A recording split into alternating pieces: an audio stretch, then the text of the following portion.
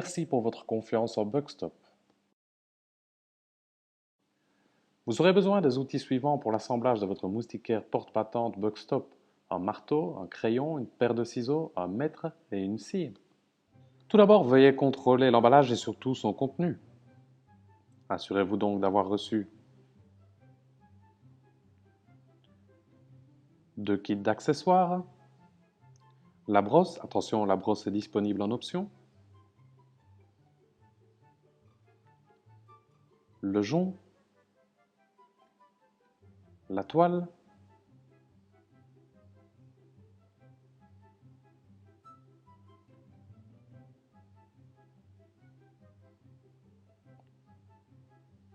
trois profilets de taille moyenne,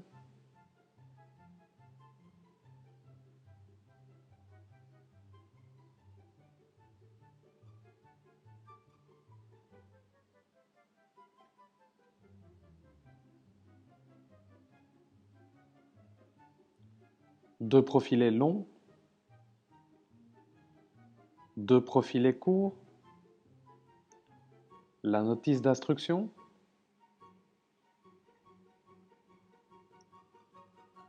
et le profilet coup de pied inférieur. Vérifiez également le contenu du kit d'accessoires ou des 2 kits d'accessoires et assurez-vous d'avoir reçu 2 pièces d'angle en forme de T, ce sont les supports du profilet central de la traverse, une poignée, une butée de porte, 3 charnières en plastique, un ressort en plastique, 4 pièces d'angle en plastique,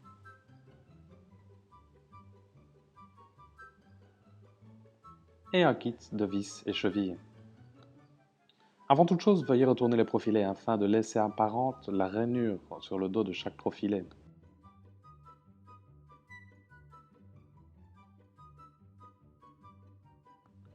Pour la prise de dimension en largeur, veuillez prendre 3 dimensions de référence. Une en partie inférieure, une au centre,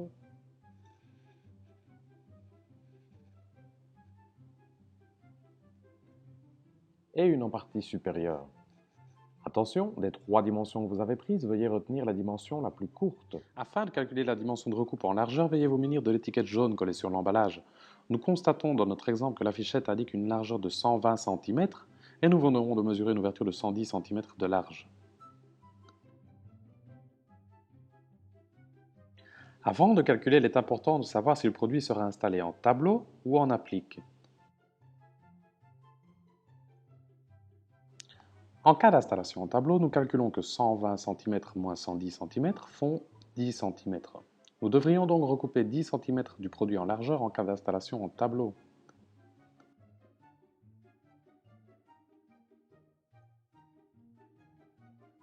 Si par contre nous devons installer le produit en applique, nous devons réduire cette dimension de recoupe de 6 cm.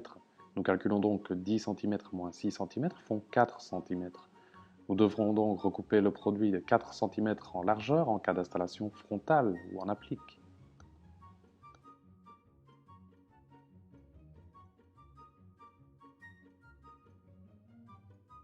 En résumé, nous devrions recouper 10 cm du produit en largeur en cas d'installation en tableau.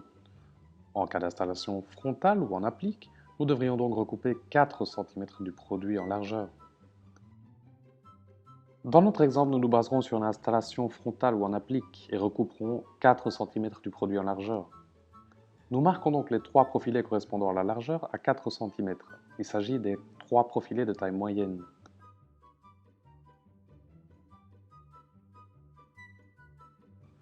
Marquez également le profilet coup de pied inférieur à 4 cm.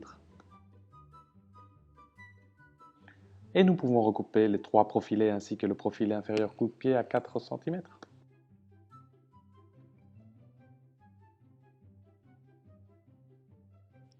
Pour la prise de dimension en hauteur, veuillez prendre 3 dimensions de référence. Une à gauche, une au centre,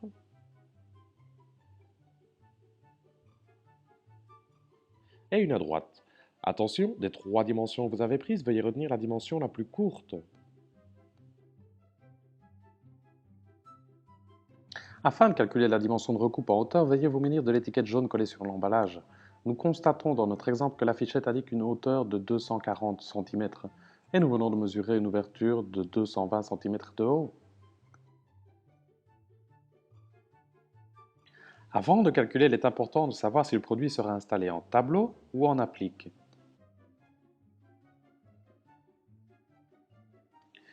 Si le produit est installé en tableau, nous calculons que 240 cm moins 220 cm font 20 cm. Nous devrions donc regrouper 20 cm du produit en hauteur en cas d'installation en tableau.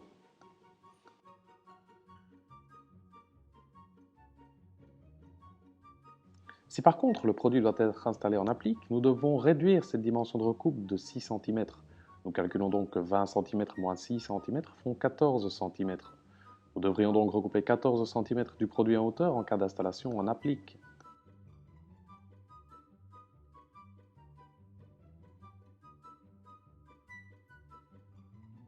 En résumé, en cas d'installation en tableau, nous devrons recouper 20 cm du produit en hauteur. Et en cas d'installation en applique, nous devrions recouper 14 cm du produit en hauteur. Dans notre exemple, nous nous baserons sur une installation en applique et recouperons 14 cm du produit en hauteur. Nous marquons donc deux profilés latéraux à 14 cm. Attention, veuillez marquer les profilés les plus longs. Et nous recoupons ces deux profilés.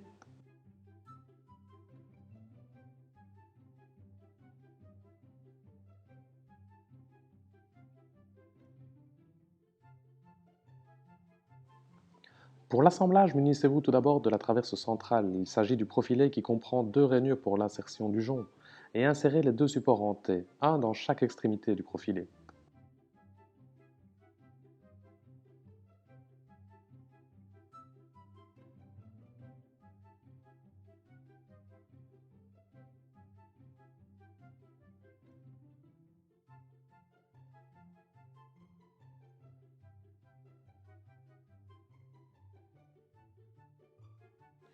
Munissez-vous ensuite des deux profilés latéraux les plus courts et insérez-les en partie inférieure dans les supports en T. Attention, la rainure prévue pour l'insertion du jonc doit se trouver vers l'intérieur du cadre.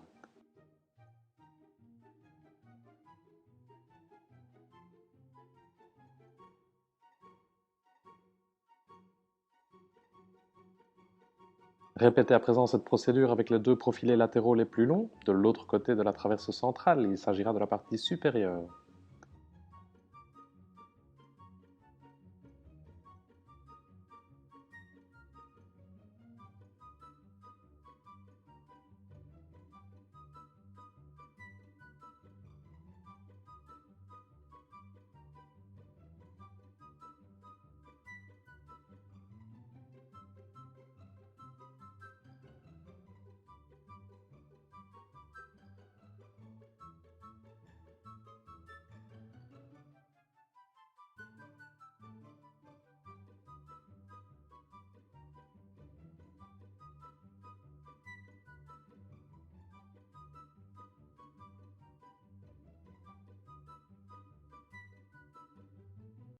Insérez à présent les quatre pièces d'angle, une dans chaque extrémité des deux profilés transversaux qu'il nous reste.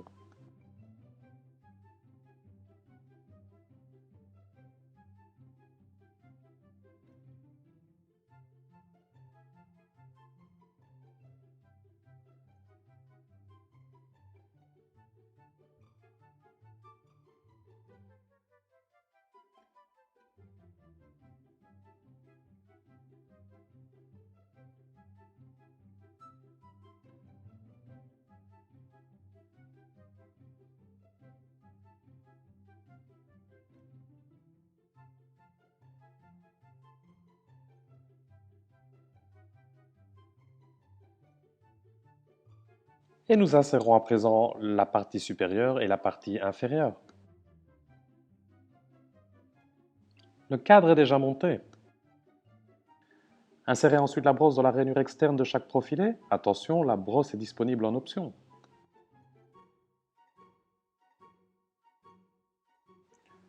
Nous allons tout d'abord dérouler la toile et la disposer à plat sur le dos du cadre. Munissez-vous ensuite du jonc et insérez-le dans la rainure de chaque profilet à l'aide de la pièce d'insertion.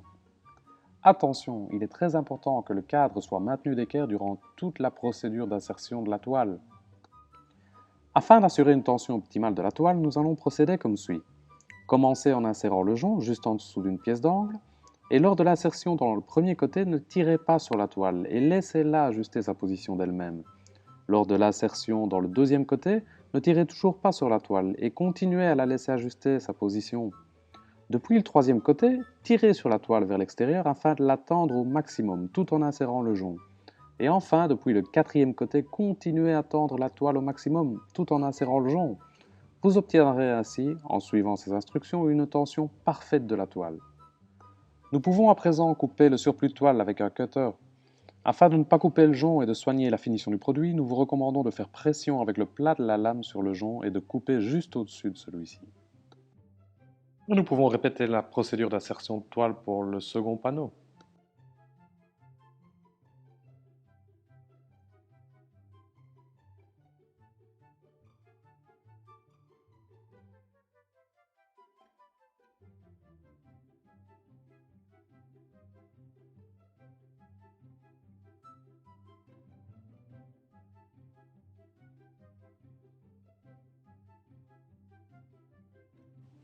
Nous pouvons à présent visser le profilet inférieur coup-de-pied au dos de la moustiquaire.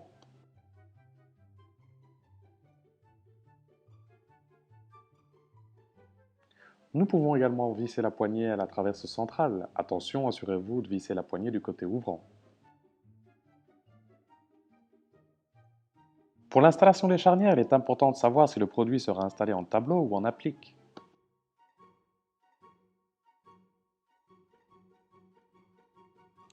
Dans les deux cas, vous devrez visser une charnière à chaque extrémité et une charnière au centre. Attention, respectez une distance de 10 cm au moins entre la charnière et l'extrémité du cadre. Munissez-vous donc de la partie supérieure de chaque charnière. En cas d'installation en applique de la moustiquaire, cette partie supérieure doit être vissée à la tranche du profilet latéral. Et en cas d'installation de la moustiquaire en tableau, cette partie supérieure doit être vissée à la face du profilet latéral. En cas d'installation de moustiquaire en tableau, vissez la partie inférieure de charnière dans le tableau. Le ressort de fermeture peut quant à lui être installé soit en tableau, soit en applique selon votre préférence. Et le produit peut être finalement installé. En cas d'installation en applique de la moustiquaire, vissez la partie inférieure de charnière en applique. Le ressort de fermeture doit être installé en applique de manière à ce qu'il fasse toujours pression sur la traverse centrale.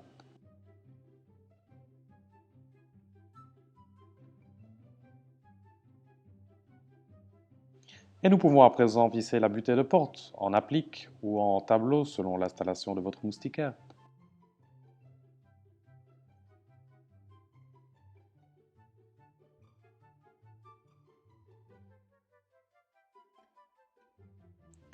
Votre moustiquaire est à présent installé.